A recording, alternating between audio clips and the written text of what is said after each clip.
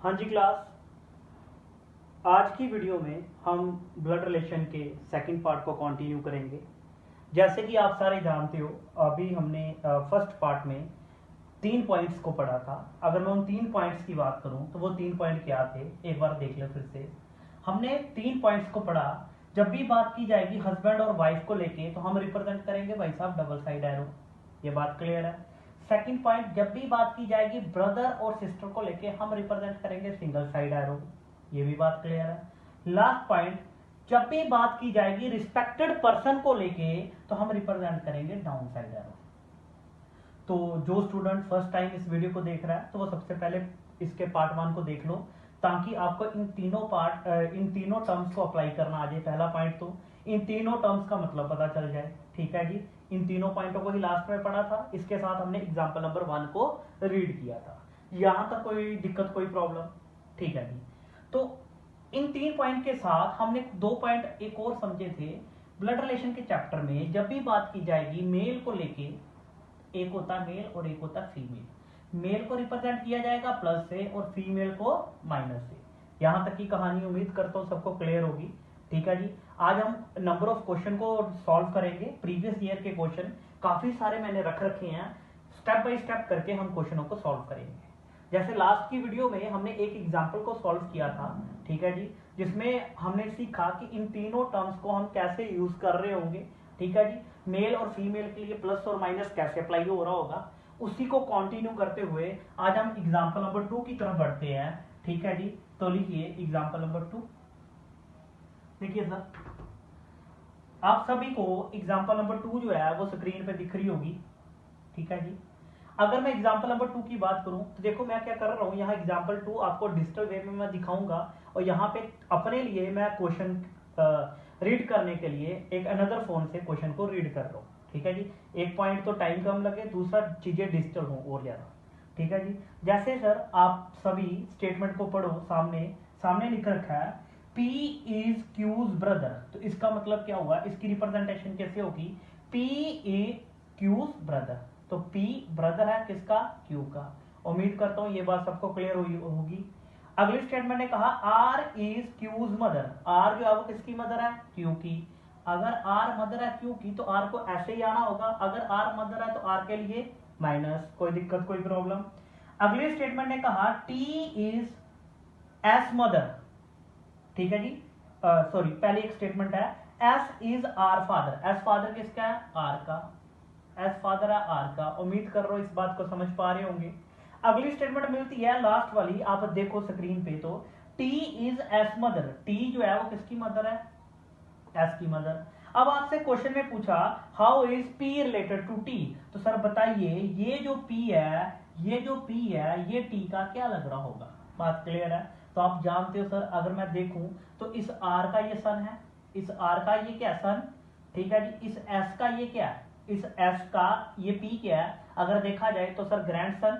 But sir उसी से ऊपर वाली एक और जनरेशन मिल जाती है। यहां हमें कितनी जनरेशन मिली? 4। जनरली हम 3 जनरेशन देखते हैं अपनी फैमिली में, बट यहां कितनी मिली? 4। एक दादाजी है, अगर मैं P से पूछूं P का S क्या है? दादाजी है। दादे का फादर, जिसको आप परदादा बोलते हो, तो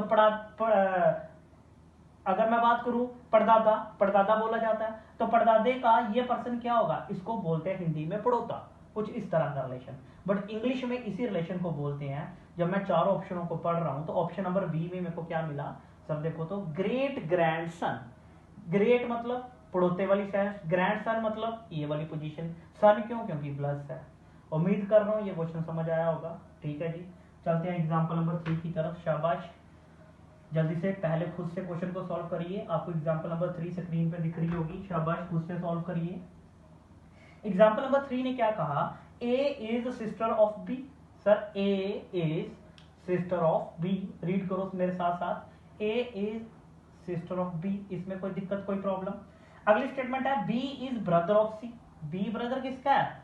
C का सर। ठीक है जी, अगली स्टेटमेंट ने कहा C is the son of D। C सन किसका है? सर D का। इसमें कोई दिक्कत, कोई प्रॉब्लम? अगले स्टेटमेंट ने कहा then find how is D related to A। आप स्क्रीन पे देख रहे हो, लिख रखा है how is D related to A। तो सर यहाँ पे सर D का कोई प्लस माइनस नहीं आया, तो कहने का मतलब D प्लस भी हो सकता है और माइनस भी हो सकता है। ए के रिस्पेक्ट में डी को रीड किया जाए तो सर कौन से रिलेशन निकल के आएंगे, या तो मदर या तो फादर। ये बात मानते हो सर? बिल्कुल सर। हमारे ऑप्शन में क्या है, ऑप्शन नंबर 1 में मदर है, ऑप्शन नंबर 2 में क्या डॉटर है, ऑप्शन नंबर सी में सन है, और ऑप्शन नंबर डी में क्या अंकल। 4 ही ऑप्शन है, तो चारों में एक आंसर तो होगा ही होगा। तो फिर दोनों में जो भी ऑप्शन प्रेजेंट है वही आपका फाइनल आंसर हो जाएगा, और इस केस में आपका option number A your right answer. क्या ये बात क्लियर है? बोलिए सर, ये पॉइंट क्लियर हुआ? ठीक है जी। अगर आपको ये पॉइंट क्लियर है, चलिए एग्जांपल नंबर नेक्स्ट स्क्रीन पे आपको दिख रही है, एक बार खुद से क्वेश्चन को सॉल्व करो। Example number next, example number 4। देखो फोर्थ में एक थोड़ा सा पॉइंट है। फोर्थ एग्जांपल में यहां लिखा रखा उसने ए इज द ब्रदर, इसने लिखा B is the brother of A, है ना। तो आपने इसको थोड़ा सा सही कर लेना। आपने क्या करना है, इसको इस तरह से लिखना है, A is the brother of B. क्यों? क्योंकि अगला सेंटेंस जो है वो हुज वर्ड यूज किया है। हुज किसके लिए यूज होता है? ऑब्जेक्ट के लिए। पॉइंट क्लियर है? बट यहाँ पे टाइप करने में थोड़ी हमें सब्जेक्ट प्रेडिकेट इंटरचेंज हो चुके हैं, तो आपने इस तरह से करना है। पॉइंट क्लियर है? तो सॉल्व करो एग्जाम्पल को। स्टेटमेंट क्या है? A is brother of B.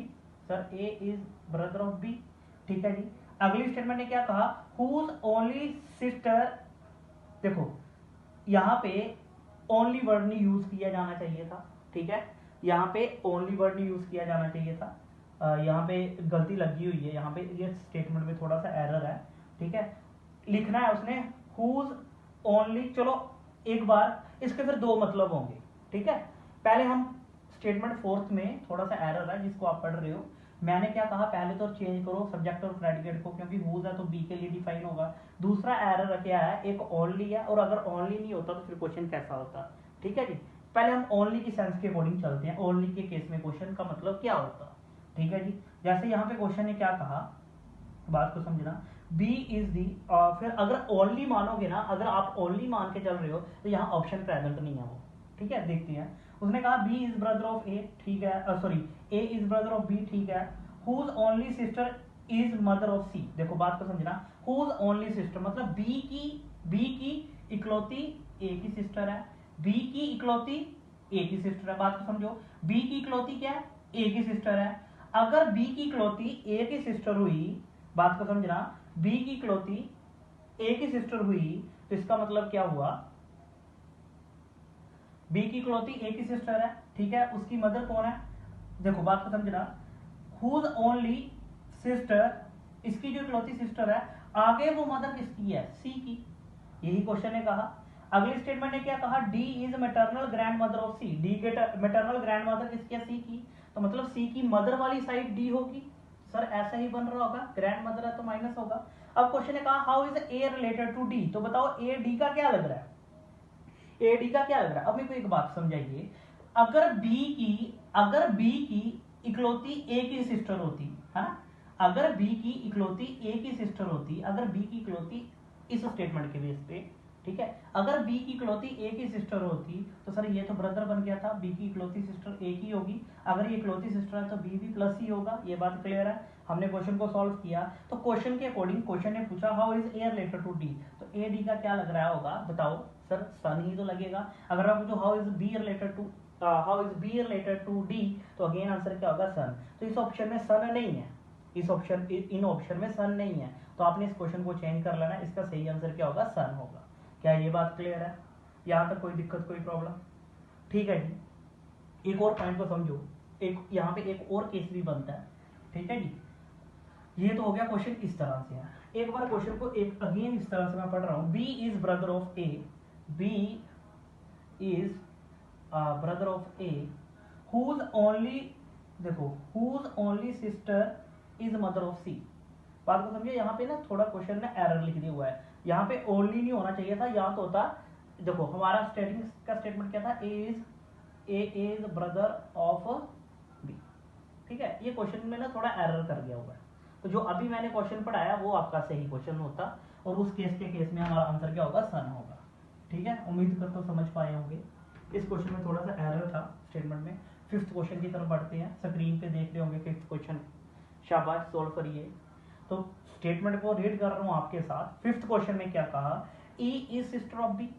Sir E is sister of B, A is the father of C, A is the father of C. Sir देखो ना ही ए है ना ही सी है, कंपेयर नहीं हो पा रहा, इनको साइड पे कर दिया एक सेकंड के लिए। अगली स्टेटमेंट ने कहा B is the son of C, B son किसका है, सी का, ये बात क्लियर है। अब सर ए और सी कंपेयर हो जाएगा, जो पुरानी स्किप की है आप रीड करो सेकंड वाली statement, A is father of C, A father किसका है, सी का। देखो ए फादर है सी का प्लस माइनस नहीं पता सर, ठीक है जी। अगली स्टेटमेंट ने कहा how is A related to E, तो बताओ ए ई का क्या लग रहा है, शाबाश। तो ए जो है वो ई का क्या लग रहा होगा, ऑप्शन में देखो तो ऑप्शन नंबर ए ग्रैंडफादर।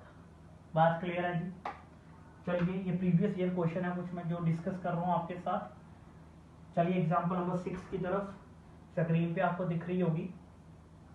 चलिए सिक्स्थ में क्या कहा, ए इज बीज ब्रदर, तो मतलब ए जो है वो किसका ब्रदर है, बी का, शाबाश।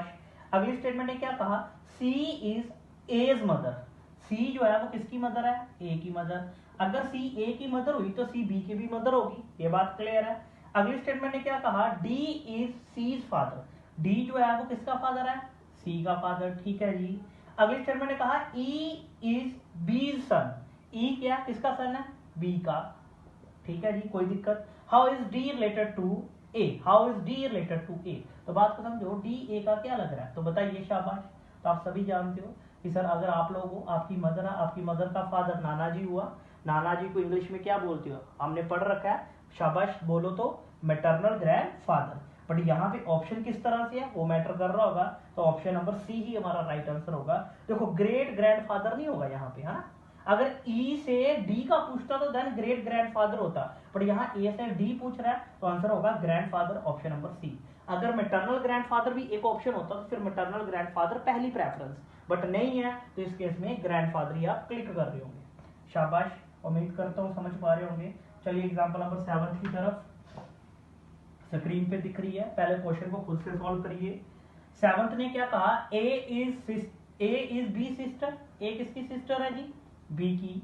अगली स्टेटमेंट ने क्या कहा, सी इज बीज मदर, सी किसकी मदर है, बी की, सी किसकी मदर है, बी की। अगली स्टेटमेंट ने क्या कहा, D is C's father, D father किसका है, सी का। अगली स्टेटमेंट ने क्या कहा, ई इज डीज मदर, ई किसकी मदर है, ई इज डीज मदर, तो डी की मदर कौन है, ई है।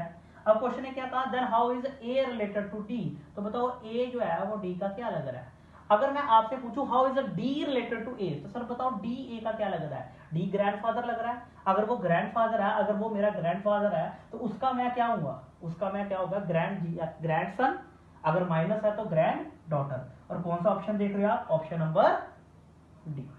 बोलो सर क्लियर हो रहा है, क्योंकि plus double side arrow, single side arrow ये पार्ट 1 में सीख चुके हैं, अब हम क्वेश्चन प्रीवियस की प्रैक्टिस कर रहे हैं। चलते हैं एग्जांपल नंबर नेक्स्ट की तरफ। 7th एग्जांपल भी हमने कर लिया, 8th एग्जांपल की तरफ चलते हैं जी। आप देख रहे हो स्क्रीन पे, जैसे स्टेटमेंट ने लिख रखा है F is brother of A, F is brother of A. अगली स्टेटमेंट ने कहा C is daughter of A, C किसकी डॉटर है, ए की। अगली स्टेटमेंट ने कहा K is sister of F, K sister किसकी है, एफ की। अगले स्टेटमेंट ने कहा G is brother of C, G is brother of C, तो जी ब्रदर है किसका, सी का। अगली स्टेटमेंट ने कहा हु इज अंकल ऑफ जी, तो बताइए अंकल कौन होगा जी का। तो सर आप देख रहे हो सर अंकल कौन होगा, अगर ये पर्सन मेरा या तो मदर है या तो फादर है, इसी का भाई ही तो अंकल होगा। पॉइंट क्लियर है, तो इस क्वेश्चन के रिस्पेक्ट में हमारा ऑप्शन कौन सा होगा, ऑप्शन नंबर डी। बोलो सर कोई दिक्कत कोई प्रॉब्लम, शाबाश। अगर आपको ये बात क्लियर है तो चलते हैं एग्जाम्पल नंबर 9 की तरफ। स्क्रीन पे एग्जाम्पल नंबर 9 दिख रही है, खुद से करना।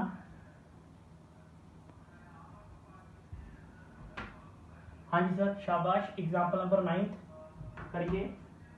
जैसे आप रीड कर पा रहे हो स्क्रीन पे, तो लिख रखा है C is wife of B, C is wife of B.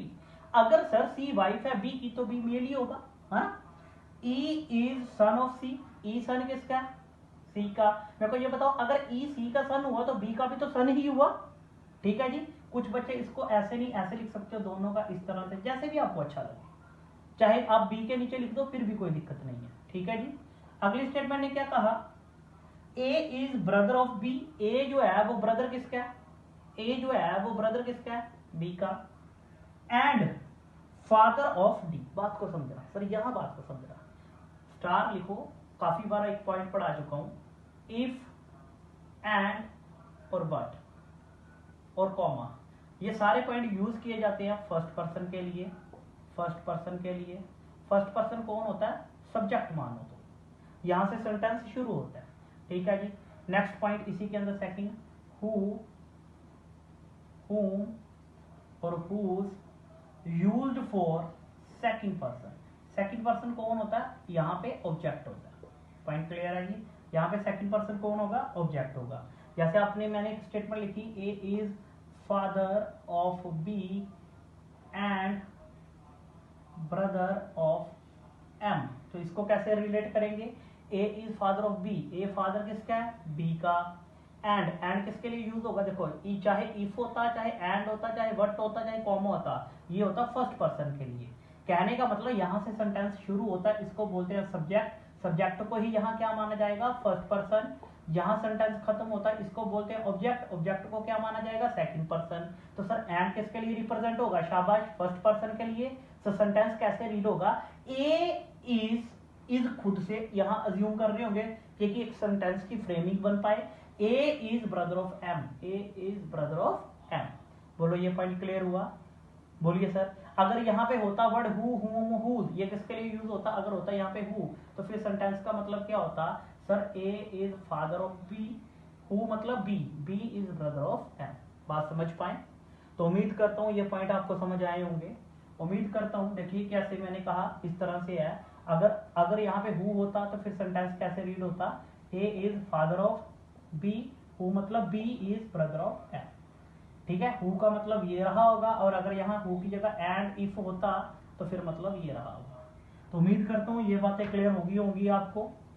हाँ सर, तो यहाँ क्वेश्चन पे हमें क्या लिखना मिल रहा है, अगर आप ध्यान से पढ़ रहे हो तो यहाँ उसने लिखा सबसे पहले A is brother of B, A brother तो है बी का, एंड मतलब ए की ही बात की जा रही है। आप ध्यान से देखो तो ए ही फर्स्ट पर्सन हुआ, एंड फादर ऑफ डी, तो मतलब ए फादर किसका है, डी का।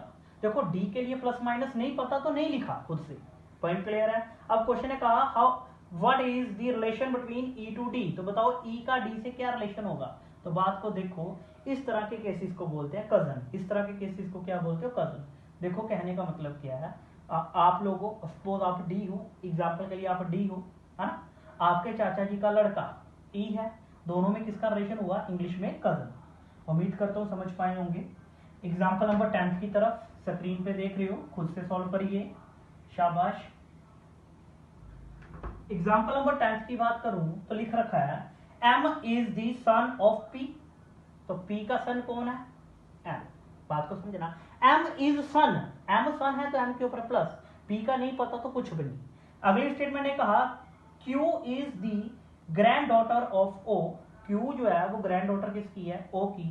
Who is husband of P, बात को समझना, रिलेट हुआ। देखो पहला सेंटेंस तो रिलेट नहीं हुआ, बट हु के बाद सेंटेंस रिलेट हुआ, पी का नाम अगेन आया, इनको बोलते हैं को रिलेट। को रिलेट को हमेशा सबसे पहले सॉल्व करना होता है, पकड़ना होता है स्टेटमेंट को। तो जैसे उसने कहा हु का मतलब क्या हुआ, क्यू, हु का मतलब सॉरी हु का मतलब यहाँ कौन हुआ, अगर आप बोर्ड पे देख रहे हो अच्छे से तो हु का मतलब हुआ O, O is the husband of P, O husband है पी का, अगर ओ हस्बैंड है तो पी माइनस होगा, है ना। अब स्टेटमेंट ने कहा था Q is granddaughter of O, Q granddaughter किसकी है, ओ की। अगर ओ की ग्रैंड डॉटर क्यू है तो इसका मतलब क्या निकल के आया, सर उसको क्यू को यहीं पे बैठना है, इस केस के अकॉर्डिंग यहीं पे बैठना है। अब क्वेश्चन ने कहा how is M related to O, तो एम ओ का क्या लग रहा होगा, तो सर आप ऑप्शन में देखो तो ऑप्शन नंबर डी में आपको क्या मिला, फादर। बात समझ पाए सर, यहाँ पे दो केस भी बन सकते थे, यहाँ पे दो केस भी बन सकते थे, बात को समझना। Sir M is father, M is son of P, देखो M is son of P, P आगे क्या है, वाइफ किसकी है, ओ की। एक स्टेटमेंट ने कहा Q is granddaughter of O, देखो क्यू ग्रैंड डॉटर है ओ की, तो सर एक और मतलब ये हो सकता है, अगर क्यू ग्रैंड डॉटर है ओ की, एक केस तो ये हुआ कि सर क्यू इसकी बेटी बन जाए, एक केस ये भी हो सकता है कि इसका कोई या अनदर भाई बहन हो, इसका अनदर कोई भाई बहन हो, उसकी डॉटर जो क्यू होगी वो भी तो ओ की ग्रैंड डॉटर ही हुई। बात समझ पा रहे हो कि नहीं समझ पा रहे, वो भी देखो मैंने क्या कहा कि क्यू ग्रैंड डॉटर है ओ की, हाँ क्यू ग्रैंड डॉटर ओ की। तो ये कंफर्म नहीं था कि एम अपने आप में एक ही भाई है। अगर तो एम एक ही भाई होता तो क्यू को यहीं पे आना था, अगर एम का कोई भाई बहन होता तो क्यू को यहाँ पे आना था। तो इस केस के अकॉर्डिंग आंसर क्या बनता दिखाई दिया। अगर मैं पूछूं how is M to O, तो यहाँ आंसर क्या होगा आपका अंकल। यहाँ आंसर क्या होगा आपका, यहाँ क्वेश्चन का आंसर क्या होगा इस केस के अकॉर्डिंग अंकल। बट ऑप्शन में तो अंकल है ही नहीं है, तो फिर इसी केस को फाइनल करना होगा। बात समझ रहे हो। अगर ऑप्शन में फादर आंसर नहीं होता, अंकल होता, तो फिर हमें ये केस अज्यूम करना पड़ता। बात को समझ रहे हो। कुछ क्वेश्चन ऐसे होते हैं, तभी ये क्वेश्चन मैं आपसे डिस्कस कर रहा हूं और ये पेपर में पूछे गए क्वेश्चन है। ऐसा ही क्वेश्चन नंबर 4 था। ठीक है जी, चलिए आगे। एग्जाम्पल नंबर 10 के बाद एग्जाम्पल नंबर 11 पे चलिए, करिए सॉल्व क्वेश्चन। बोर्ड पे आप देख रहे हो 11th क्वेश्चन को, शाबाश। 11th एग्जाम्पल को करिए। X and Y are brother, X और वाई आपस में क्या है, आर ब्रदर्स। एक्स और वाई आपस में क्या है, भाई भाई है ये। R is father of Y, R is father of Y, अगर आर फादर है दोनों का फादर ही हुआ। S is brother of T, S brother किसका है, टी का। नहीं क्लियर अभी तक एस और टी का रिलेशन। एंड का मतलब किसके लिए यूज हुआ, एस के लिए। एस जो है वो मेटरनल अंकल है एक्स का, यहां इंपॉर्टेंट पॉइंट आया। एक्स जो है वो मेटरनल मतलब माँ की तरफ। तो माँ की तरफ मतलब क्या होगा, इसका जो भी लाइफ पार्टनर होगा, इस बंदे का जो भी लाइफ पार्टनर होगा, उसका जो भाई होगा, उस बंदे का जो भाई होगा वही कौन होगा, एस होगा। बात समझ पाए। देखो आप स्टेटमेंट को रीड कर रहे हो वहां पे, S is brother of T. देखो उसने कहा एस ब्रदर किसका है, टी का, and maternal uncle of x. तो मतलब यही एस जो है वो मैटरनल अंकल किसका है, एक्स का। ये बात क्लियर है। देखो अब क्वेश्चन ने हमें कहा कि sir S is brother of T, तो यहाँ दो केस अगेन निकल के आएंगे। सर देखो अगेन दो केस निकल के आएंगे। एक केस तो ये हुआ, ठीक है। मैं ऐसे क्वेश्चन क्यों डिस्कस कर रहा हूं, क्योंकि ये पेपरों में पूछे गए क्वेश्चन है, प्रीवियस ईयर क्वेश्चन। देखो सर उसने कहा था कि S is brother of T, तो एस ब्रदर ऑफ टी के दो केस होंगे। या तो सर इस टी का ये हो सकता है, टी अनदर एक पर्सन आए, या तो टी अपने आप में ही होगा, दो ही केस होंगे।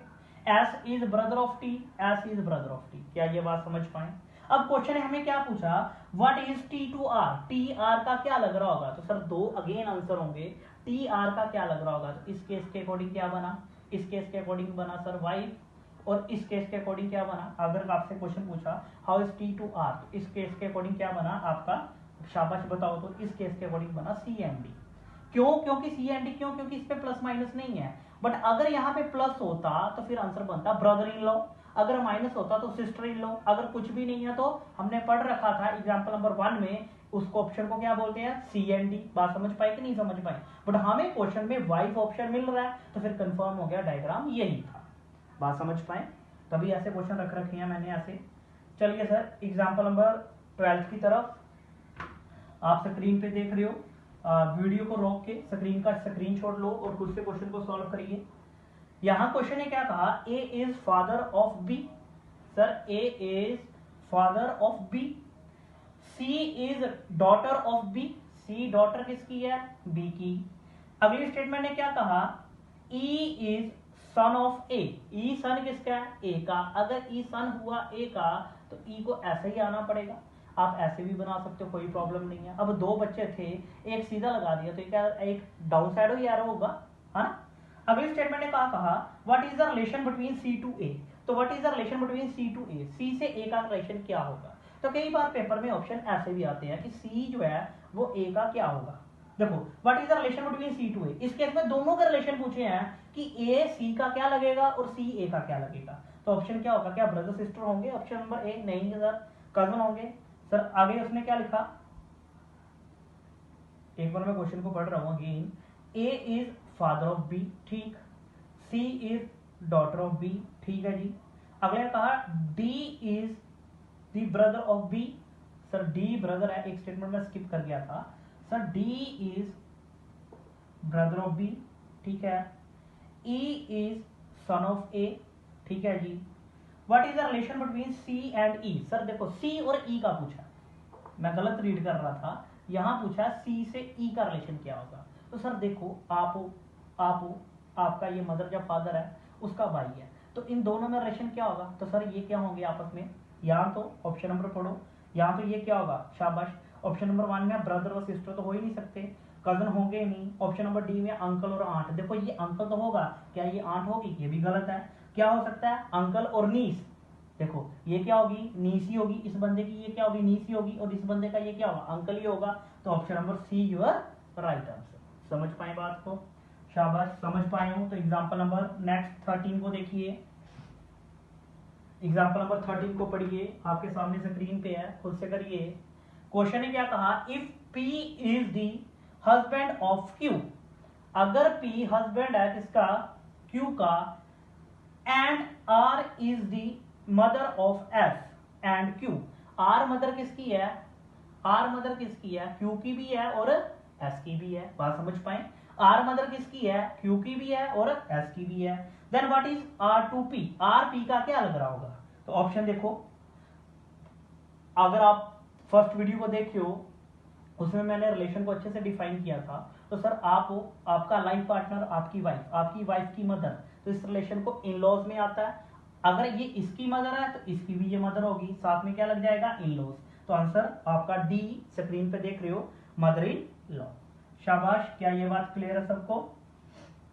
हाँ जी सर, क्या ये बात क्लियर है? चलते हैं एग्जाम्पल नंबर नेक्स्ट की तरफ। पढ़िए जो भी एग्जाम्पल चल रही है हमारी। उसने कहा नेक्स्ट एग्जाम्पल में, ए इज बीज ब्रदर। ए जो है वो किसका ब्रदर है? बी का। सी इज एज मदर, ठीक है जी। अगली स्टेटमेंट ने कहा डी इज सीज फादर, ठीक है जी। आप पढ़ रहे हो साथ साथ। अगली स्टेटमेंट ने क्या कहा? F is a son, F किसका सन है? एफ सर ए का सन है। How is F related to D? तो एफ डी का क्या लगेगा? तो आप अभी देख के आए हो, 4 जनरेशन पे आपको क्या मिलता है? ग्रेट नाम का एक वर्ड मिलता है ना। तो ग्रेट मिलता है, ऑप्शन में ए ही है, सी ही है। तो सर डी का एफ क्या होगा? ग्रैंडसन तो होगा, साथ में क्या लग जाएगा? ग्रेट ग्रैंडसन, जिसको आप पड़ोता बोलते हो, है ना। तो option number see your right answer. कोई दिक्कत, कोई प्रॉब्लम? शाबाश। चलिए सर नेक्स्ट क्वेश्चन देखते हैं जो भी हमारा चल रहा है। 15 एग्जाम्पल लिखिए सर। ये क्वेश्चन मैं लिखाना चाहता हूं आपको। देखो ये क्वेश्चन है, मैंने कहा each child in a family, ठीक है जी, हैज एट लीस्ट, ये पेपर का प्रीवियस पेपर का क्वेश्चन है ना, मैं वो लिख रहा हूं। Eight least 4 brothers and 3 sister. What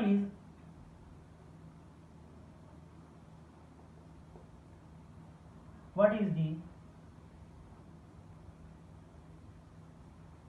total number of children in this family?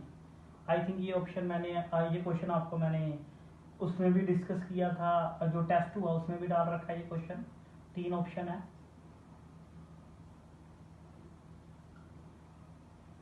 शाबाश, इस क्वेश्चन को सॉल्व करिए। मैं चाहता हूं एक बार इस क्वेश्चन को खुद से सॉल्व करिए, ठीक है जी। उसने कहा सर क्वेश्चन को पढ़ना, each child in a family has at least 4 brother. कम से कम इस फैमिली में कितने ब्रदर होने चाहिए? सर कम से कम कितने होने चाहिए? 4 भाई होने चाहिए। तो सर 1 भाई, 2 भाई, 3 भाई और 4 भाई। और कितनी सिस्टर होनी चाहिए? 3 सिस्टर होनी चाहिए, ठीक है। 1 सिस्टर, 2 सिस्टर और 3 सिस्टर। क्या ये बात समझ पाए? हम क्वेश्चन को अगेन देख लेता हूँ। What is this? ठीक है, 3 सिस्टर। तो अब ये आपके अकॉर्डिंग कितने टोटल नंबर ऑफ पर्सन बने? 1 2 3 4 5 6 और बात को समझना, कितने कहे थे उसमें? 4 भाई चाहिए और हमारा 3 सिस्टर चाहिए, है ना। अब क्वेश्चन को समझना, अगर मैं क्वेश्चन को ध्यान से पढ़ूं तो यहां पे लिख रखा है ईच चाइल्ड, हर एक चाइल्ड इन अ फैमिली, इस परिवार का, हैज एट लीस्ट, कम से कम कितने ब्रदर होने चाहिए? 4 ब्रदर। बात समझ पाए? इस फैमिली में हर एक बच्चे के कम से कम, और यहां लिखा ना what is the total number of children in this family, यहां आप थोड़ा सा चेंज करो, what is the total number of children in the family, यहां पे स्मॉलेस्ट लिखो कि कम से कम टोटल कितने बन सकते हैं, स्मॉलेस्ट, ठीक ठीक है जी, smallest total number of person in this family, ये सही क्वेश्चन बना। क्वेश्चन ने क्या कहा कि each child in a family has at least 4 brother. इस फैमिली में हर एक बच्चे के पास कितने भाई होने चाहिए? 4 भाई होने चाहिए। अब मेरे को ये बताओ, अगर ये एक भाई है, इसके पास कितने भाई होने चाहिए थे? 4। और कितनी बहनें? 3 बहनें। 1 2 3 बहनें तो हैं, बट क्या इसके पास 4 भाई हैं? 1 2 3 और क्या 4 है? एक भाई को और आना पड़ेगा। बात समझ पाए? अब मेरे को ये बताओ, इस पर्सन के क्या 4 भाई हैं? बिल्कुल है। इस पर्सन के भी 4 भाई, इस पर्सन के भी 4 भाई, इस पर्सन के भी 4 भाई। तो इन सबके 4 ब्रदर और 3 सिस्टर। यहां तक क्लियर है? और एक बात को और समझो, यहाँ पे एंड का मतलब क्या है? 3 सिस्टर, मतलब हर एक चाइल्ड के पास कम से कम कितनी सिस्टर होनी चाहिए? 3 सिस्टर। हर एक चाइल्ड के पास 3 सिस्टर। इन सबके पास तो 3 सिस्टर्स हैं, बट क्या इसके पास 3 सिस्टर हैं? इसके पास 4 भाई तो हैं। उसने कहा कम से कम 4 भाई। सर कम से कम मतलब 4 भाई होने चाहिए, मैक्सिमम ऊपर भी हो सकते हैं, है ना। उसने ऐसे ही कहा कम से कम कितनी बहनें? 3 बहनें। तो सर 1 2 और 1 को और आना पड़ेगा, बिल्कुल आना पड़ेगा। अब बताओ, इसके पास भी कम से कम 3 बहनें, इसके पास भी, इसके पास। अब उसने कहा what is the smallest way, मतलब स्मॉलेस्ट वे फाइंड करनी है to total number of person in this family. तो टोटल कितने होंगे? 1 2 3 4 5 6 7 8 और 9। Option third. बोलो सर ये क्वेश्चन क्लियर हुआ? ठीक है जी, थोड़ा सा ये ट्रिकी क्वेश्चन था। क्लियर? एक क्वेश्चन आपका होमवर्क है, ठीक है। मैं चाहता हूँ खुद से आप क्वेश्चन को फाइंड करिए। क्वेश्चन मैं आपके लिए लिख लेता हूँ, ठीक है जी। चलिए लिखिए। आज हमारा मेन एक्सरसाइज था सॉल्व करना कुछ वो क्वेश्चन जो प्रीवियस क्वेश्चन थे, जो मैंने रख रखे थे आपके लिए। चलिए सर, इन अ फैमिली, ये भी प्रीवियस ईयर पेपर का क्वेश्चन है। इन अ फैमिली 1 ग्रैंडफादर, 1 ग्रैंडमदर, ठीक है जी, 2 फादर्स, मतलब इस फैमिली में 2 फादर्स होने चाहिए, 2 मदर्स, 4 चिल्ड्रन, ठीक है जी, 3 ग्रैंड चिल्ड्रन, 3 ग्रैंड चिल्ड्रन चाहिए, 1 brother,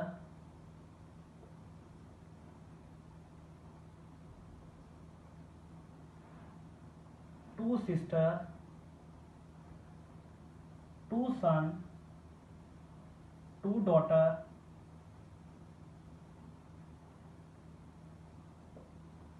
1 father in laws,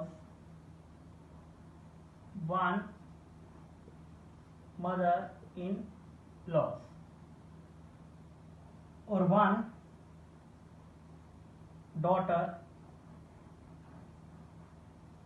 in laws, ठीक है जी। देन आपको बताना है एक क्वेश्चन, हाउ मैनी पर्सन। फिर इस फैमिली में टोटल कितने पर्सन होंगे? आपको फैमिली ट्री बनाना है। मैं एक क्वेश्चन खुद ऐसा क्यों रखा, ताकि आपको जनरेशन की समझ आ पाए और ताकि आपको डायग्राम के जो एरो है उनमें और अच्छी क्लैरिटी हो पाए। तो आपको आंसर देना है कमेंट सेक्शन में, हाउ मैनी पर्सन कितने होंगे। ऑप्शन नंबर 1 जो भी होगा आपने ऐसे लिखना है, एग्जाम्पल नंबर 16, आंसर जो भी आपका होगा। अगर 7 मेंबर है तो 7, अगर 6 है तो 6, 8 है तो 8, 9 है तो 9। तो उम्मीद करता हूँ आज की क्लास आपको पसंद आई होगी। इस तरह से अब मैंने क्या सोच रखा है, कुछ एक्सरसाइजें भी आपके साथ मैं डिस्कस किया करूँगा, ठीक है जी। तो इन क्वेश्चनों को आपने अच्छे से देखना होगा। बाकी मैंने आपको पीडीएफ भेज दी है, आपने उन पीडीएफ को लगाना है। बाकी हम पार्ट 3 में इसकी कोडिंग फॉर्म को पढ़ेंगे और पार्ट 4 में हम इसके पॉइंटिंग वाले क्वेश्चनों को पढ़ रहे होंगे। पॉइंट क्लियर है? उम्मीद करता हूँ यहाँ तक का सेशन आपको पसंद आया होगा। बाकी सर मिलते हैं नेक्स्ट क्लास में। Thank you.